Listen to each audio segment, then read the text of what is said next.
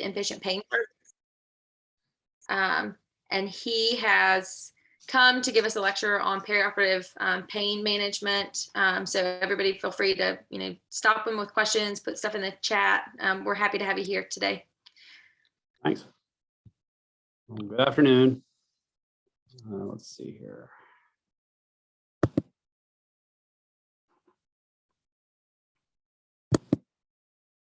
That work? Yeah. Okay. All right. So, I titled the talk so that it wouldn't be just about perioperative pain management, acute pain in the inpatient setting, just because,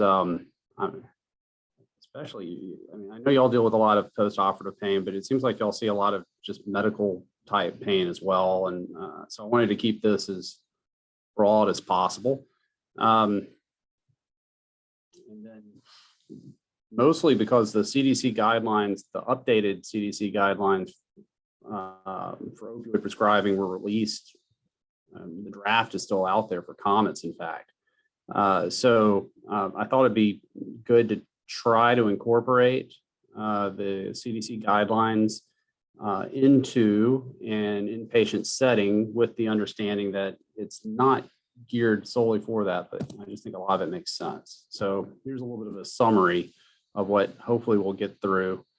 I don't know, some of these slides, I didn't know what to put for the introduction part, but the topics we're going to cover, background, the importance of multimodal analgesia, risks of opioids, and then some thoughts with initiation, weaning, because I know that was something that was in the list of topics, opioid tolerant patients, substance use disorder, we can talk briefly about, risk mitigation strategies, and then how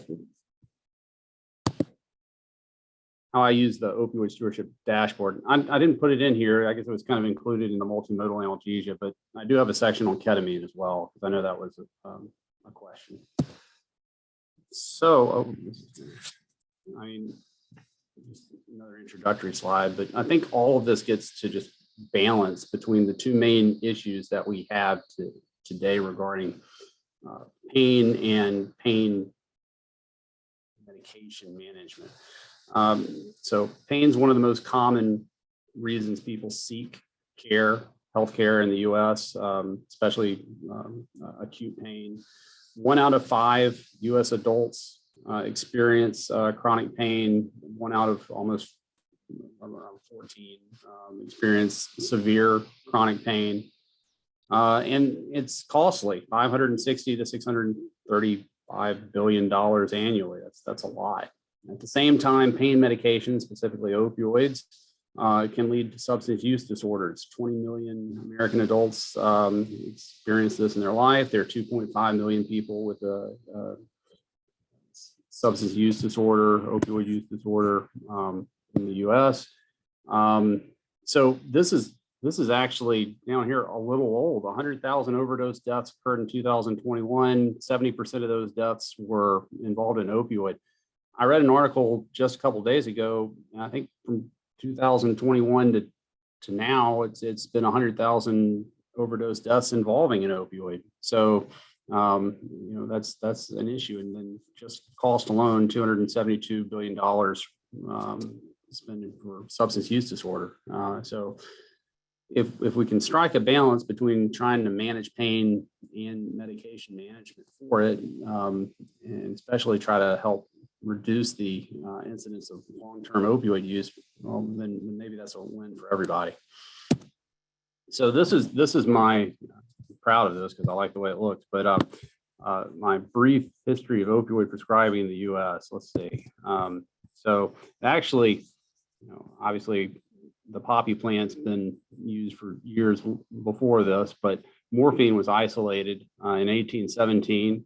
And then really took the Civil War, and the pharmaceutical industry was involved in the early time period when we ran into our first opioid epidemic, which was kind of late 1800s, early 1900s. And it took laws such as the Harrison Narcotics Act and the Heroin Act that reduced entry of opioids into the U.S. and some pretty strict regulations regarding prescribing, along with penalties that then opioid prescribing in the U.S. dropped significantly for about 60 years, and it was used mostly just for acute pain until there were some papers, Porter and Portnoy is probably the most referenced, where opioids were, quote, safe and effective for chronic pain, and addiction was not an issue if you were using opioids to treat pain. And again, the pharmaceutical industry plugged right into this and marketed that and referenced it numerous times. And then regulatory efforts such as JACO and making pain the fifth vital sign and HCAPS further increased it, and opioid prescribing increased 4 to 5 times over a 20-year period. So that led to the opioid epidemic and numerous deaths, and we're in the middle of it now. And so this is, the CDC's response to this was to try to create a guideline for opioid prescribing, which was in 2016. It was only 6 years ago. And the goals were safer and more effective treatments, improved patient outcomes, and reduced opioid use disorder and overdose. And the positives from this were that it did seem that the opioid prescribing patterns did seem to improve. High-risk prescribing patterns decreased, overall opioid prescribing decreased. But at the same time, the guidelines were interpreted somewhat rigidly. And some government regulatory associations, pharmacies took the guidelines and started making their own rules based off this, and that led to unfortunate unintended consequences, such as some patients just having their opioids stopped, which led to undertreated pain, serious withdrawal, worsening pain. There was distress. I think there have been reported suicides related to the psychological distress of rapid opioid weaning and patient abandonment. And so that's why they've come up with this relatively quick, 6 years later, improved draft of opioid prescribing guidelines from the CDC. The goal is to improve the clinician-patient relationship, clearly define the populations that it's intended for, and also state that it is a guideline only and it's not meant to be a law, regulation, or policy. Again, this is not intended for inpatient pain. However, it does say that it's intended for how opioids are prescribed at time of discharge. So while I think that the recommendations perhaps are not directly applicable, I think that they're still sensible and can be used as, like I said, a good roadmap for how we think about prescribing in the inpatient setting.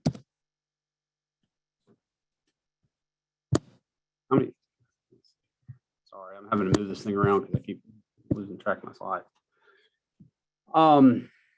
So just to go back to the definition of pain by the International Association for the Study of Pain, it's an unpleasant sensory and emotional experience associated with actual or potential tissue damage or described in terms of such damage. So it's what the patient tells us. We do our best to correlate what the patient's telling us based off imaging or a recent and painful event, or something that we normally classically associate with pain.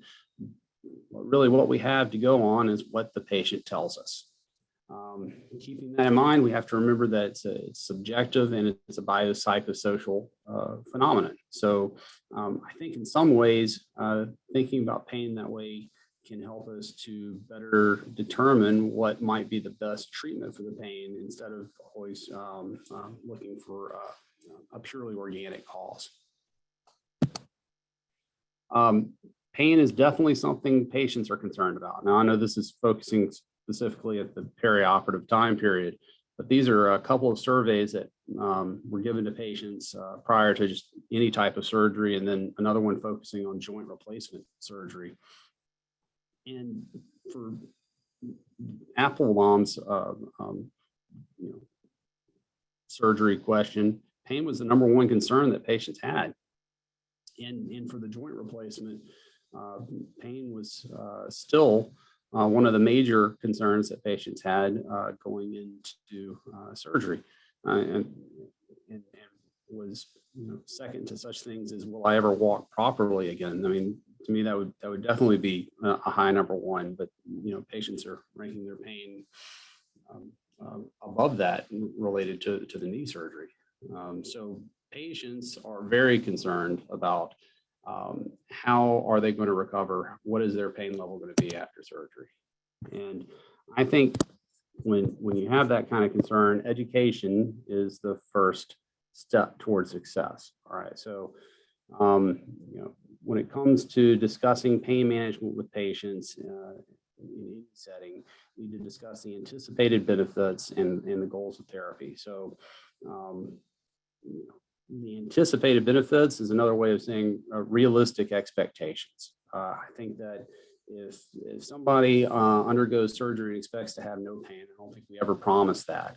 That is definitely an unrealistic expectation.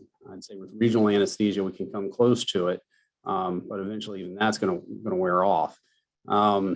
The way I phrase it is tolerable needs to be the goal. And if you think about it, tolerable is just that, tolerable. It sounds pretty uncomfortable. But I'm honest with the patient when it comes to what the expectations are going to be after a surgical procedure. And if I set the bar lower, then I've got a better chance of achieving the goal. And then the other thing for certainly the inpatient setting is, I think function needs to be the goal and not necessarily just a pain score. So I don't mind a patient telling me what a tolerable pain score is. I'm all for that. But the primary goal is always function, whether it's the patient moving or participating with physical therapy or working with their incentive spirometer.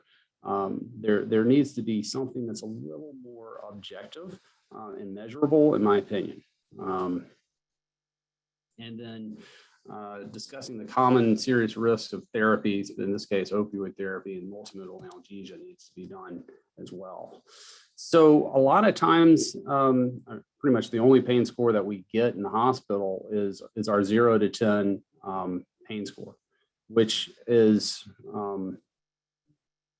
not a very meaningful number to me. Certainly in isolation, a pain score is almost worthless. I think that as a trend, it can be a useful number. So if a patient has a baseline pain score of X and it starts to go up, that's concerning. If it's staying neutral, less concerning. I'm obviously happy if it's decreasing. But multidimensional pain scales are probably better. So the PEG score, which is what's recommended by the CDC, is the pain, enjoyment, and general activities questionnaire, which is just really pain, quality of life, and function. And they designed it because they wanted something that was brief and straightforward, as opposed to the brief pain inventory scale, the BPI, which is classically used and takes a lot of time. And the longer it takes and the harder it is to do, the less compliance there is. So it's been validated and shown to reflect a similar amount of successful change. And it's something that could be incorporated. When I'm talking with patients, I just ask them, how much does pain affect different things? So I'll ask them what their pain score range is, minimum, maximum, how it is while they're talking to me, and then doing different activities. How is the pain working with, how much did it interfere with physical therapy or working with incentive spirometer? How much does the pain affect their mood or their sleep? To get a better idea of functioning and quality of life. Mood, sleep, and pain definitely interact, and if there are issues with two of those, they'll always affect the third. When it comes to opioid risk, the two serious ones that have to be mentioned are respiratory depression and opioid use disorder. However, although those are incredibly serious, the common risks are what patients encounter most of the time: and GI related issues, nausea, vomiting, constipation, sedation and drowsiness, and tolerance and opioid induced hyperalgesia are some of the ones I mentioned. And I'll talk a little bit more about opioid-induced hyperalgesia in a second, but that's one that patients really don't know or understand. And I find that it is very effective in conveying some of my main concerns about opioids down the road with patients if I explain what that is to them.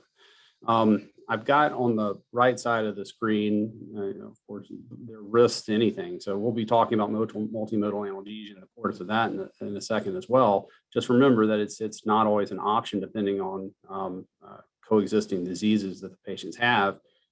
So we might be limited in what sorts of multimodal analgesic pharmaceutical therapies are available.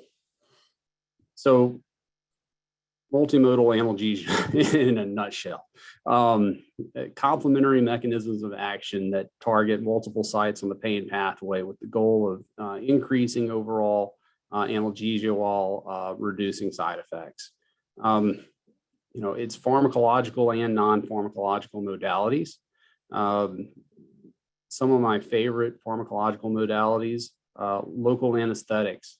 It's really hard to beat something that just blocks pain signaling. And regional anesthesia is about one of the best multimodal agents that we have for the perioperative patient population. Non-steroidals, acetaminophen and gabapentin is a triumvirate that I use pretty regularly unless there's a contraindication to one of them. I think that they are synergistic together and certainly reduce how much opioid a patient needs to be exposed to. Antidepressants, specifically those that affect norepinephrine reuptake, are effective. Alpha-2 agonists get into tizanidine is a common one that I'll use. I know it's classified as a muscle relaxant, but it's really an alpha-2 agonist. I find that's effective. And then non-pharmacological modalities, plentiful, things like acupuncture, massage therapy can help reduce pain via the gate control theory of pain. And then cognitive behavioral therapy, distraction techniques, arts and medicine, pet therapy, all of that can be helpful as well. We actually have a pretty decent selection of non-pharmacological modalities that are available here at UAB that you can select through Impact, I believe, and they'll come and offer the patient some of these modalities so that they can choose for themselves. Quick question. I'm having an audio fade in. Which muscle relaxant did you talk about? Well, when it comes to muscle relaxants, that's probably the worst grouping of medications I've seen in a while, just because their mechanism of actions are just varied. Tizanidine is an alpha-2 agonist, that's Xanaflex. Then cyclobenzaprine or Flexeril is more like a tricyclic antidepressant. Baclofen is a GABA B agonist. So they work in a variety of ways, and there's a slew of others, and mechanisms of actions aren't always well understood, but they seem to be more like antispasmodics than true muscle relaxants. But they can help with spasticity, and baclofen, tizanidine, and Flexeril seem to help with just generalized pain as well. So you initially sort of said that tizanidine, because of the alpha-2, was a consideration. What's that? Is that the one you were considering because it added the alpha-2 component? Yeah, its mechanism of action is that it's an alpha-2 agonist that unlike something like clonidine, it just doesn't have hemodynamic effects that are as obvious. So you're less likely to have bradycardia or hypotension associated with tizanidine, whereas clonidine, which I used to use that in the recovery room. I mean, my go-to for clonidine.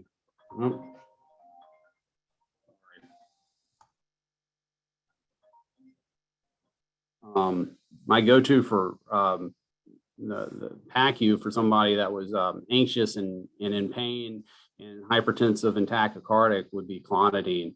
And I'd find that worked very nicely for as a bit of a rescue agent in the recovery room. Nowadays, dexmedetomidine is one that we oftentimes use. But for floor management, tizanidine is a decent choice, I think. I start with a low dose, maybe like 2 milligrams TID, I think. Don't hold me to that. I'd check it yourself, but I'm pretty sure that's where I start. And I'll even make it PRN, but some patients will report that it's helpful.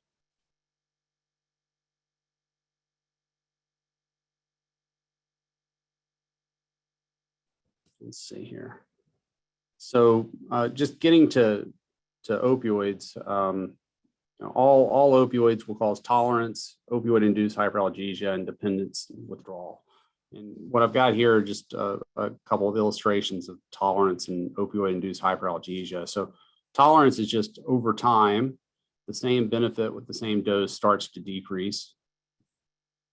And over here, you can see that if you've got a serum concentration of the opioid and then the amount of analgesia that the patient receives, it's a rightward shift of the curve. Opioid-induced hyperalgesia is mechanistically, the opioid begins to decrease our internal systems for regulating pain. And so over time, what you see with the same dose of opioid is neutral level or a decrease in pain, that then the pain level starts to increase with the same dose.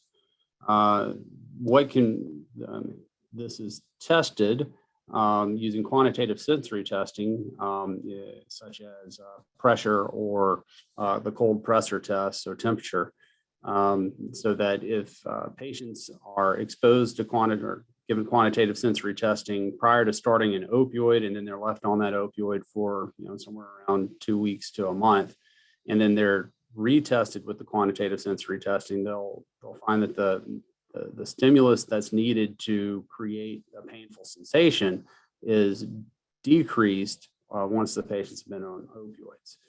So I use this to illustrate to patients how opioids in the long run can worsen pain. And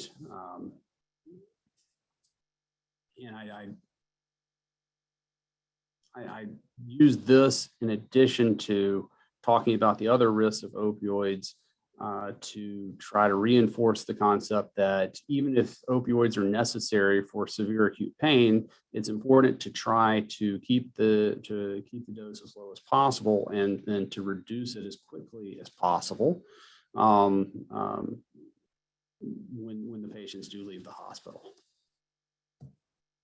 And here's a paper that was actually looking at opioid-induced hyperalgesia. So this is from anesthesiology in 2016, patients undergoing laparoscopic cholecystectomy.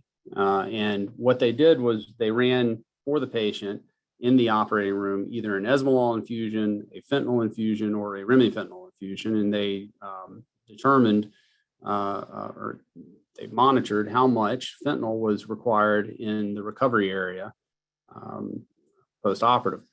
And what they found was that esmolol, actually patients required less opioid than they did with fentanyl, and remifentanil, patients required the most opioid, which this is consistent with the observations that remifentanil is associated with rapid onset opioid-induced hyperalgesia. And it's probably one of the best studies that I've seen clinically demonstrating the concept of opioid-induced hyperalgesia, especially since it used fentanyl as well, and esmolol, which doesn't have any opioid properties, it's a beta blocker. Patients required the least amount of opioid. Kind of playing off this, another study looking at opioids in chronic pain was looking at osteoarthritis patients, so back, hip, and knee.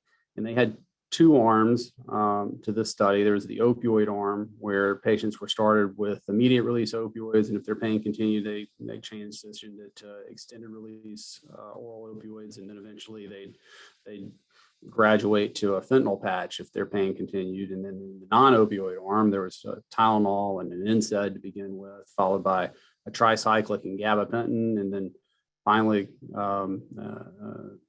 an SNRI, pregabalin, and possibly even tramadol, of which I think only about 5% in the non-opioid arm ever made it to the tramadol portion. What they found, interestingly enough, was that in the non-opioid group, at 12 months, patients reported the same amount of pain-related function. And overall, patients in the non-opioid group reported less pain. Wasn't by much, but that's still something. I think that this is one of the best studies demonstrating how opioids may not be, in general rule, better for chronic pain than non-opioid modalities. Unfortunately, what we have in the perioperative time period is much of this, which is an opioid-centric manner of treating pain. So 75% of patients in the postoperative time period will report moderate to extreme pain after surgery. 99% of those patients will receive an opioid for those patients for that pain. And then about 92% of patients will have some sort of opioid-related adverse event, not a serious adverse event, but one of those common type adverse events that we normally consider more of a nuisance and uncomfortable for the patient: GI upset, sedation. However, if you follow all of those opioid-related adverse events, those patients that experience an opioid-related adverse event have higher costs, longer hospital stays, and higher rates of readmission. And unfortunately, some of those adverse events are serious. So opioids rank amongst the top 3 riskiest medications that we prescribe in the hospital setting. I think it's worth noting that throughout hospital systems, 0.6% of patients will experience a serious opioid-related adverse event. And what's really interesting to me is that hospitals that have higher opioid prescribing rates have an increased relative risk per patient. So what that's saying is that the hospitals that prescribe opioids more often, this 0.6% number might actually be 0.81%. To me, that suggests that indiscriminate opioid prescribing is risky and needs to be avoided. Finally, just kind of looking at how opioid-centric analgesia works or doesn't work. This is a study that it's a pain survey of patients post-operatively that was repeated 3 times over about a 20-year period. So it was done in 1995, 2003, and then 2014. What the study did was ask patients if they had any kind of pain post-operatively, and if so, was the pain slight, moderate, severe, or extreme. What's interesting to me is that over this time period, the responses don't really change. So what it suggests is what we've been doing for the last 20 years doesn't really work. So getting to the idea that opioids certainly have a role, but may not be as effective as we once thought. This is a study, actually it's a compilation of Cochrane database studies looking at post-surgical pain management for minor procedures. So this is really minor, such as dental extraction. I think some gynecological procedures were included in this, but they were almost all going to be same day minor procedures. What they found was that the number needed to treat in order to get one patient with 50% pain relief was higher in the opioid group than the ibuprofen and acetaminophen group. So again, it just stresses the importance of at least multimodal analgesia and possibly the improved efficacy of non-opioid modalities. And this is exactly what has been utilized with the enhanced recovery after surgery, or the enhanced recovery protocols that have been developed for various surgical populations over the last close to 10 years now. If you look, it's an ERAS protocol, which they've been demonstrated to have reduced length of stay, fewer complications, be cost effective, really tries to protocolize the perioperative pathway from pre-admission all the way to leaving the hospital. And they standardize as much as they can. But look how often pain control, regional anesthesia, opioid sparing anesthesia, multimodal anesthesia, it's all part of the perioperative time period. It's included in every facet of it. And the medical optimization, the preoperative information, this includes things that have been done, such as weaning opioids and trying to reduce opioid use prior to surgery, that have been shown to be effective for spine surgery patients in particular. And it seems to work. So this is a pre-post implementation study for a gynecological surgery enhanced recovery pathway. And what they found was that after implementation, there was a 72% reduction in median opioid use. 16% of patients were actually able to undergo surgery opioid free. And overall, there was no change in pain scores or functional metrics. In fact, there seemed to be a trend towards improvement for the ERP, the ERAS patients. All right. So one of my favorite multimodal agents, and this is probably a big aside here, but I wanted to talk a little bit about ketamine. So ketamine, yes, it's an anesthetic, a phencyclidine analog. It's got what's called dissociative properties, which I've looked this up. This is a historical, they didn't know what to call it. Patients feel weird and kind of an out-of-body experience. And so when they were studying the drug, somebody came up with the word dissociative and it stuck. So it's always associated with ketamine, dissociative. But it's a powerful analgesic at sub-anesthetic doses. And its primary effect is on the NMDA receptor as an antagonist. However, it does interact with multiple receptors. They're listed here at the bottom of the slide. So the NMDA receptor has been associated with opioid tolerance, development of dependence, opioid-induced hyperalgesia, development of neuropathic pain, the pain sensitization pathways that lead to chronic pain. So in the perioperative world, the acute to chronic transition, chronic post-surgical pain. But of note, it is not a respiratory depressant. So for that reason, indications for ketamine are going to be acute post-surgical pain, severe pain. Really, anybody that's opioid tolerant is a very good candidate for a ketamine infusion. And patients that have sleep apnea or high risk for opioid-induced respiratory depression. Respiratory depression, I think, is included in the list of side effects for ketamine. I'll tell you right now, an induction dose of ketamine won't cause more than 3 seconds of apnea. It's not a respiratory depressant.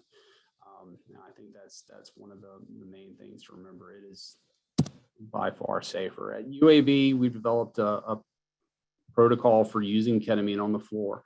We aren't trailblazers here. In fact, we're years behind other hospitals. The doses are based off guidelines that have been published by ASRA, American Society of Regional Anesthesia. The dose 0.1 to 0.5 milligrams per kilogram per hour ideal body weight is a very low dose. The guidelines actually say you can go up to 1 mg per kg per hour. The order is managed either by the IPS or the palliative care team. What I've got here is an image of the order set that we've created. And I just wanted to note that telemetry is included in the monitoring, which is a step up. this was a discussion. Telemetry is not mandated, I believe, in the guidelines, but the thought process that I had when choosing it was simply that most of the patients that we're ordering ketamine for are already using higher doses of opioids because of severe pain. And I thought this was an opportunity to have some continuous monitoring in place for those patients, not because I think the ketamine is going to put them at increased risk. I actually think it'll reduce the risk, but because I think this is a patient population that in general merits the use of continuous monitoring with pulse oximetry while they're in the hospital. There are some relative contraindications. Ketamine, it's ketamine typically is not a cardiodepressant, or at least you don't see hemodynamic changes because it can be a bit of a sympathomimetic at induction doses. However, intrinsically, it is a cardiac depressant on its own. So if the sympathetic nervous system is depleted, you can see hemodynamic changes related to its activity on the cardiovascular system, on the heart. Pregnancy, probably want to avoid that in patients. Active psychoses, just because of the psychomimetic changes that have been associated with it. It is metabolized in the liver, so if there's severe liver dysfunction, probably want to avoid it. And classically, it's been associated with increased intracranial pressure and increased intraocular pressure. I actually think that there's, I know several articles that refute how serious this is, but it is still considered to be a relative contraindication. When it comes to side effects, the left side of the screen is really the only thing I've ever seen with the doses that we use. Patients will sometimes complain of nausea or vomiting. Vivid dreams, I have not seen many patients with hallucinations. Dissociative effects, I might have had one patient try to describe a dissociative effect to me, but I've not really seen it at the doses that we use. They're low doses. The other side effects, we don't encounter very often. If we did have palpitations or heart rate changes or increase in blood pressure, almost always what we do is just decrease the dose or turn the ketamine infusion off, and then see if the symptom resolves.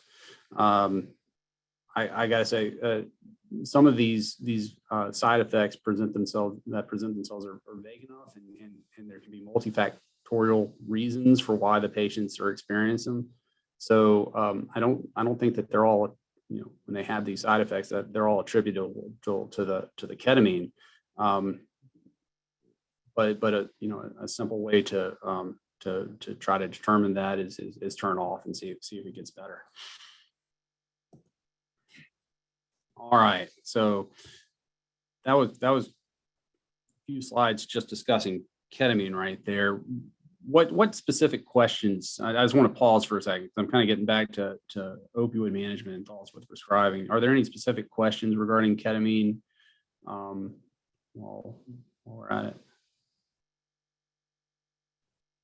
All right, then I'll move on. So, kind of playing off the CDC guidelines again, when initiating opioids for acute pain, and this is going to all sound like common sense. I'm just trying to find the literature that supports it all. Use immediate release opioids. Use the lowest dose needed and treat for the shortest time possible. So why use immediate release opioids? I think the best evidence that I was able to find was based off of looking at chronic pain, but chronic pain patients from a VA cohort of over 860,000 patients in 10 years. Patients with chronic non-cancer pain who were getting initiated on opioids and had no exposure to opioids in the past 6 months, and they're looking at unintentional overdoses. What they found was that compared to immediate release opioids, patients who were initiated on extended release opioids were 2.3 times likelier to experience an unintentional overdose. And within the first 2 weeks, the risk increased to over 5 times. So I do sometimes start patients on extended release opioids while they're in the hospital, but I really do my best to avoid it. And it's because I think that immediate release opioids are safer. Just talking about two opioids that should probably be avoided if possible. One would be methadone. I used to prescribe methadone in inpatient setting. My reasoning for it was that it's got NMDA receptor antagonism, which is good for neuropathic pain, that it might help with opioid tolerant patients. But there's been a definite disproportionate number of overdose deaths related to the frequency with which it's prescribed. That's what's being shown in the table over here on the right. So the relative risk of methadone is 1. You can see the relative risk of the other opioids. Of note, look at how low buprenorphine is with relative risk of overdose deaths from opioids. Methadone can affect cardiac rhythm with QT prolongation. It's got complicated pharmacokinetics and dynamics. I mean, it's a long variable half-life that can go 96 hours and beyond, depending on the patient. And the peak respiratory depressant effect is actually longer than the analgesic effect. So there's a potential for the dose to stack and the patient to start experiencing respiratory depression over time. So you just got to be real careful when prescribing methadone. The other thing I'd say about methadone is that it's got a nonlinear conversion chart too. So how you convert other opioids to methadone and vice versa is pretty complicated. And then transdermal fentanyl. For one, there's a black box warning for transdermal fentanyl or fentanyl patches in the post-operative time period that I think is something that we all need to be aware of. But it's also got a bit of a complex absorption and pharmacodynamic profile. It takes 72 hours to establish steady state concentration. And depending on the patient, if they're cachectic, it can slow down the absorption. If we always worry about if they're exposed to external heat or like a warming blanket, it can actually, there have been case reports of rapid absorption and opioid overdose related to that. So all that said, fentanyl patch is not something that I typically prescribe in the inpatient setting. But it is done. In fact, I know that the addiction team here oftentimes will start transdermal fentanyl patches for patients that they're transitioning to buprenorphine, and that's, I think that it just depends on one's comfort level of doing it. But to start a patch and then have somebody leave the hospital on it, I might just advise caution. All right, again, common sense. Use the lowest dose needed. So in the chronic world, benefits start to plateau at about 50 OMEs a day. I know technically opioids don't have a ceiling effect, but practically they are limited by the side effects they cause. In the acute world, I think that we continue to see benefits past 50 OMEs. I don't have an average number for you. But the risk of harm does increase. Chronically, once patients are using 50 to 100 OMEs a day, we're talking about 4.7 times the relative risk, and over 100, it's about 6.64 times the relative risk for misuse, overdose, or death.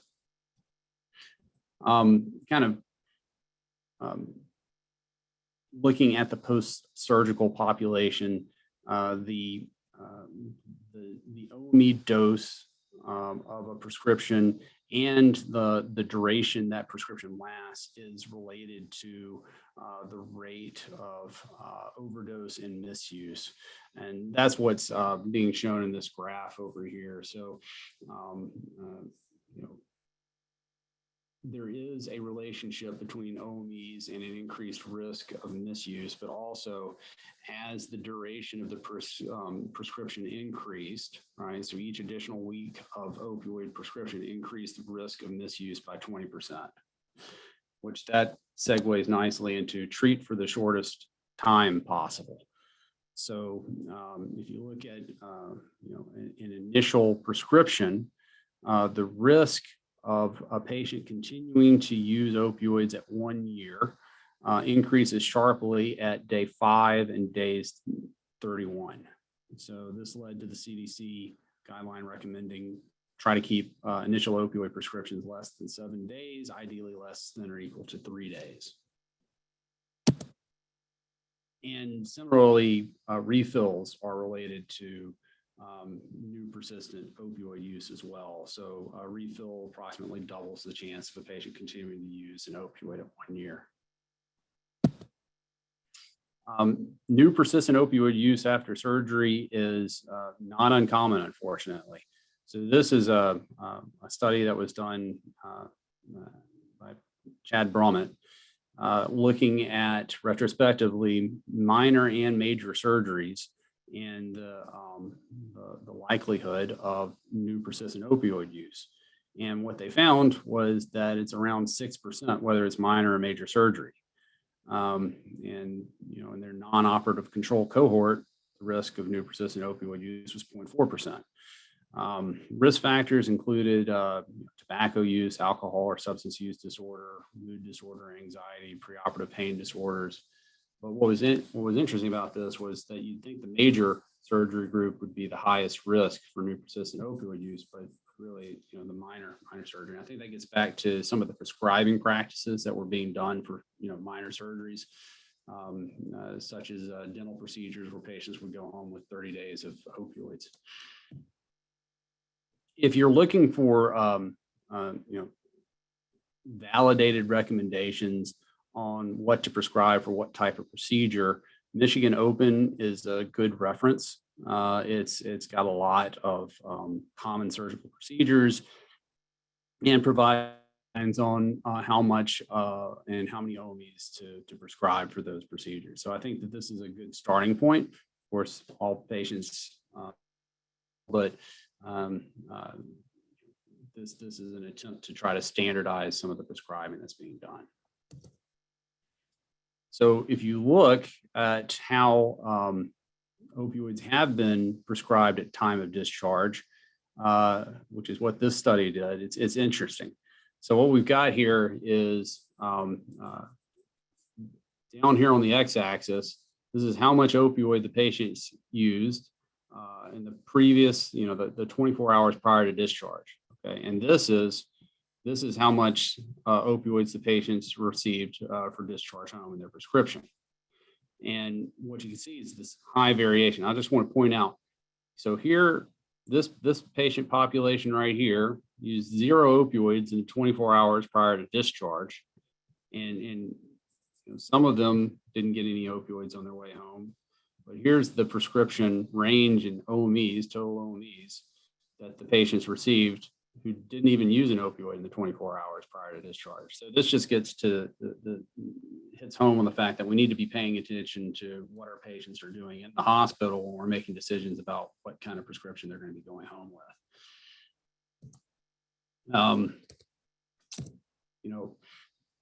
Opioid tolerance can occur rapidly, and with tolerance, there can be withdrawal, and withdrawal can be uncomfortable and make it harder to stop opioid use. So this is taken straight from the CDC guidelines here, but they recommend, if patients have been using around the clock opioids for 3 days to less than a week, they consider a 50% reduction for 2 days prior to discontinuation.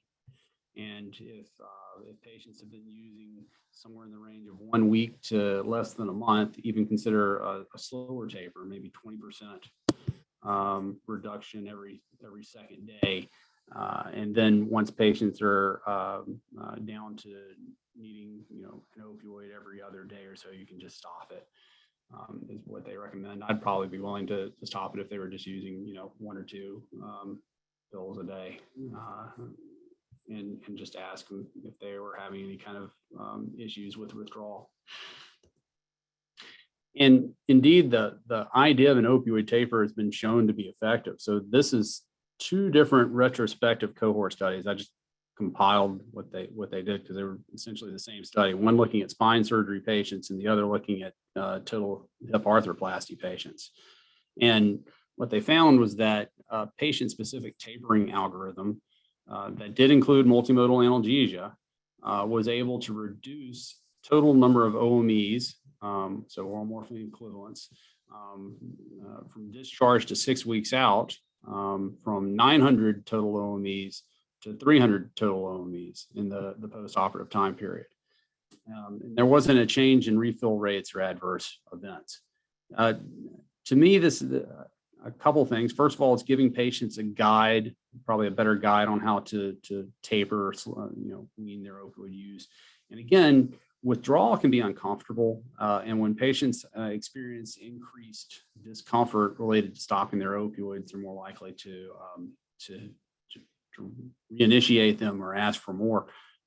So allowing the patient to slowly taper, even though it seems like it's extending the amount of time the patient's exposed to medication, may actually help get them off the medication more successfully.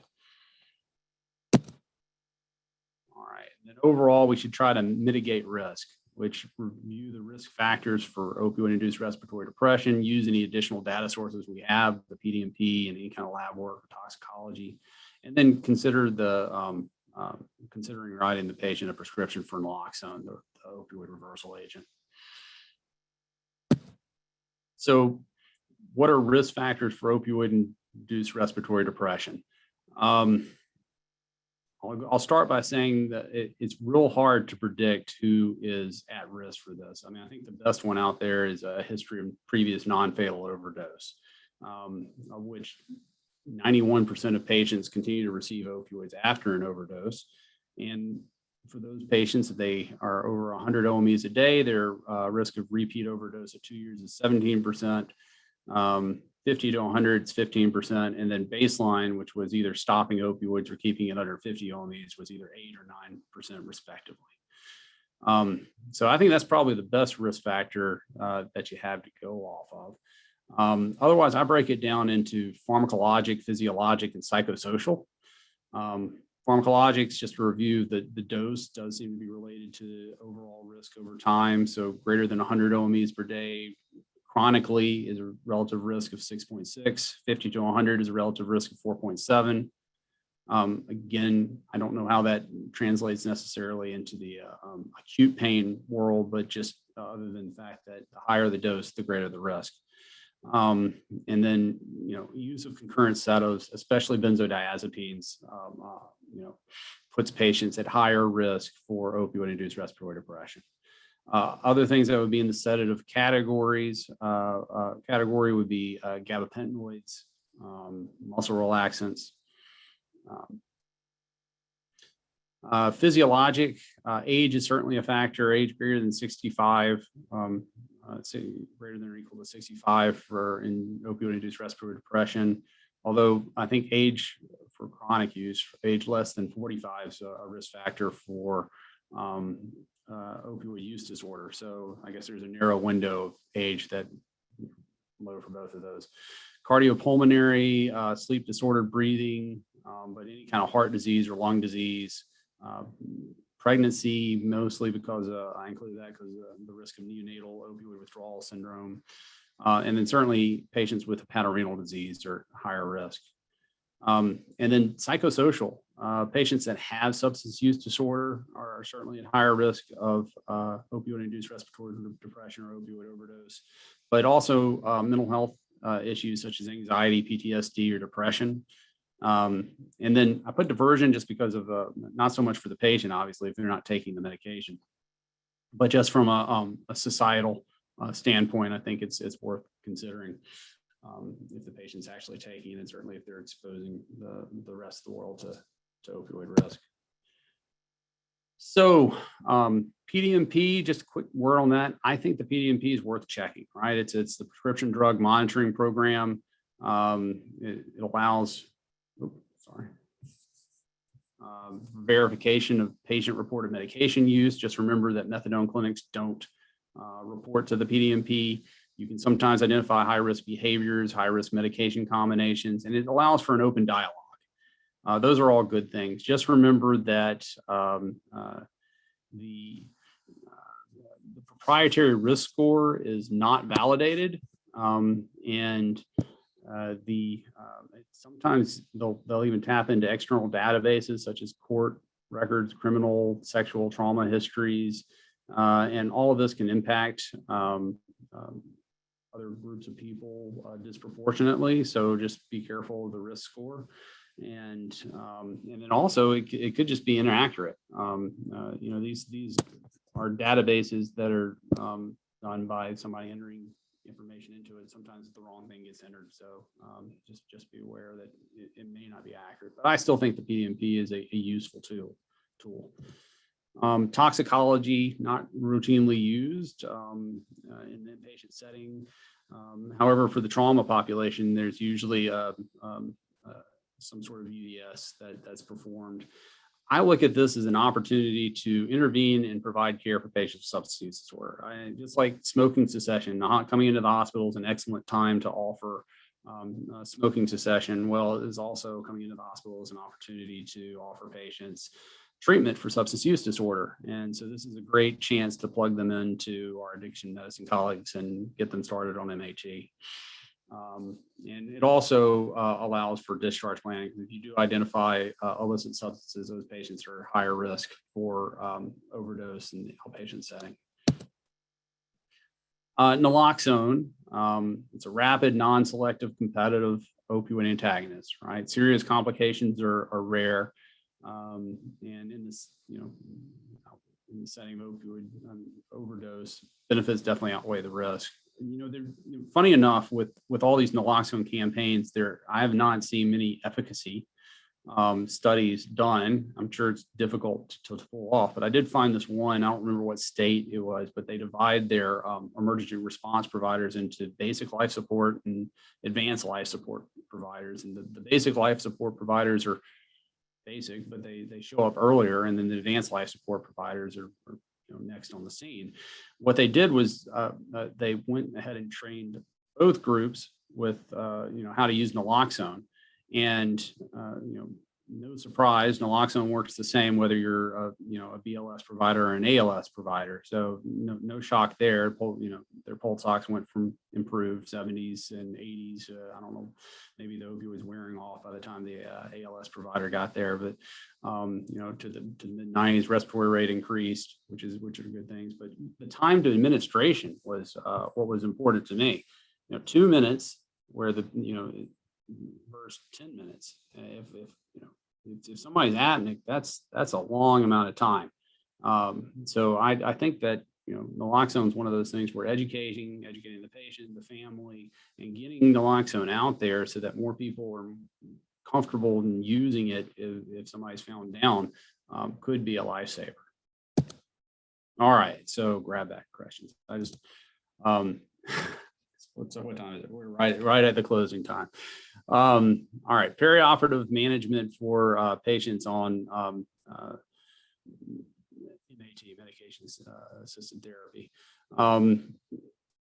Number 1, 2, and 3. Number 1 and 2 and 3 probably would all be communicate. Communicate with the patient, communicate with the prescriber if possible, communicate with the surgical team, and with addiction. Just communication is where things fall apart with this patient population a lot. Maximize non-opioid analgesia because they're oftentimes very opioid tolerant, and consider giving IPS or addiction medicine a consult if there's any questions. Love to see these patients. Methadone, full mu agonist and NMDA receptor antagonist, a long unpredictable half-life.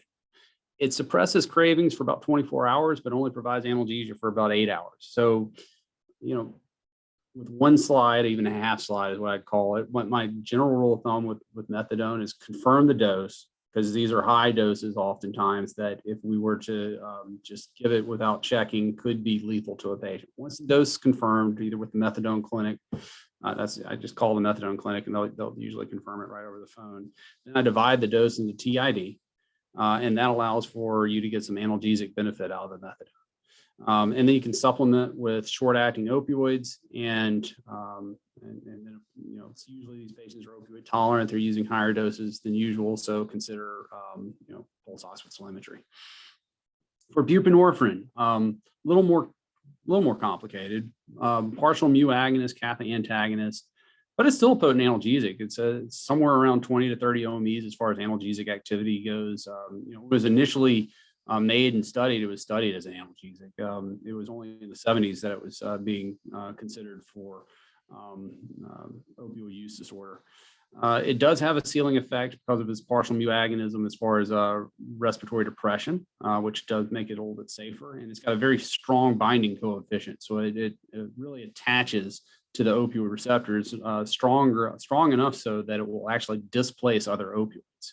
And it's got a long half-life, somewhere in the neighborhood of 20 to 44 hours. Of note, even though it can suppress cravings for about 24 hours, it provides analgesia for about 6 hours. So the old rule of thumb for buprenorphine was to stop it 2 or 3 days prior to surgery to allow for the buprenorphine to get out of the system, and then let full mu agonists work their magic in the postoperative time period as far as pain control goes. However, retrospective studies have shown that patients who stop buprenorphine versus patients who continue their buprenorphine, they both have high pain scores, and the patients that stop their buprenorphine actually end up using more opioid than the patients who continue their buprenorphine. So that, in the face of also that patients with opioid use disorder are always at high risk of relapse and not returning to their buprenorphine, the new advice is to continue the buprenorphine if possible, maybe divide the dose into TID or QID, and then supplement with short-acting full mu agonists, which do clinically seem to be effective for the patients. Now, if buprenorphine's already been discontinued, I wouldn't recommend restarting it if patients are already on full mu agonist, because that could precipitate withdrawal and be very uncomfortable for the patient. So this is where I get the addiction colleagues in to figure out how best to get the patient back onto buprenorphine. And then again, because they're oftentimes using higher doses than normal, consider increased monitoring. And just a couple slides, but risk of death is Dr. increased Short? for patients with opioid use disorder before and after treatment. This just gives you an idea of what the relative risk of death is for this patient population. Even with MNHE, it's still up there, but it's a whole lot better than when they're out of treatment. And Dr. relapse Short, is common. Dr. Sorry, Short. just one more. But Oh. 80% of patients will relapse after a year, and look how quickly the survival curve drops off. So this is why keeping patients on buprenorphine is considered to be so important. All right, that's all I got. Sorry. No, There was a question. What's that? well, I didn't want to interrupt you. We have our monthly team hall. Okay. Starts at 5:30. I know that we had some questions, so what I can do, I can collect the questions from the group and kind of send them your way. Cool. Yeah, send them that way. That sounds great. Opioid stewardship page. 3 slides on that, and then I'll be out of here. You get risk factors right here, so I'll sometimes look at that. But the main thing I look at the opioid stewardship page is you get an idea of what the total dose is. So total OMEs for the day. You can see how those OMEs are stacking up by tracking the green dots. You can see pain scores. And you can start to see trends. Is pain improving? Is opioid use increasing? And then there's also you can get an idea of percent utilization, because you can see how much total opioid they'd used of what's available to them. And then finally, it's got a PDMP leak at the bottom of the page. So you can just click on that and you can get a full report from the PDMP pretty easily. So anyway, just a plug for the opioid stewardship page. Those are some of the things that I look at when considering it. I think the page is helpful. I don't think that a lot of people in our group knew that the opioid stewardship page was available to us. They're constantly adding to it, expanding. I'll find new things on it all the time now. Okay, well, we have to get to this other meeting, but we're so appreciative of your time. I think Yeah. that's very helpful, especially, we have a huge substance use population on the hospital service. So some of this, the buprenorphine and the methadone stuff is very helpful. So. Well, thanks much for letting me come speak. Have a nice afternoon. All right. Thank you. I'll get to send me an email with the questions and I'll try to answer those. Okay. All right. Thank you so much. Thanks. Appreciate it.